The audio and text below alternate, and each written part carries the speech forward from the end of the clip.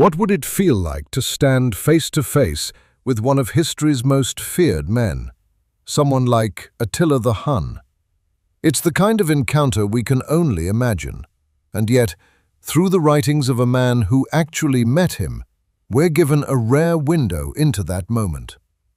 Attila rose to power in 434 AD and ruled for nearly 2 decades.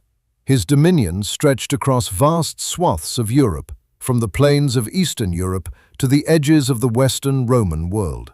Entire populations fled before him, some even taking refuge in the marshy lagoons that would one day become Venice. Empires paid him tribute in gold just to keep him at bay.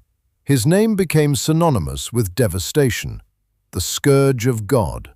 In 448 AD, the Byzantine diplomat Priscus of Panium traveled with an imperial delegation to Attila's court. What he recorded reveals not just a conqueror, but a contradiction. Attila, he wrote, carried himself with quiet intensity. His gaze shifted constantly, as if measuring everyone around him. He was not physically imposing, short, broad, with a weathered face, but there was something in his presence that commanded fear. He was ruthless in war, yet controlled in demeanor, calculating, observant. Their first meeting was tense. Inside a guarded tent, Attila sat on a simple wooden chair.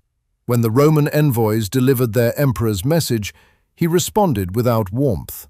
His tone hardened as he accused them of dishonesty, even threatening one man with execution, holding back only out of respect for diplomatic law. Later, the delegation traveled deeper into his territory, arriving at his capital.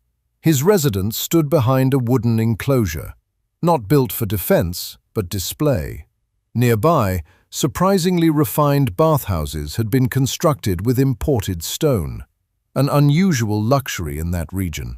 When Attila returned to the settlement, he was greeted by rows of young women walking beneath long white cloths, singing in unison. A noblewoman approached with food and wine, which he accepted without dismounting, eating calmly from horseback. That evening, the Romans were summoned to a feast. Inside the great hall, guests were seated by rank along the walls, while Attila occupied the central position. Silver platters loaded with rich foods were set before the visitors. But Attila's place was different. He ate plainly, just meat served on a wooden dish. His cup was wood as well, while others drank from gold and silver.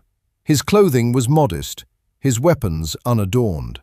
It was a deliberate contrast, power without excess. Ceremony filled the evening. Guests rose one by one to toast him. As darkness settled, singers recited tales of his victories. Some men smiled with pride. Others, worn by age and war, quietly wept.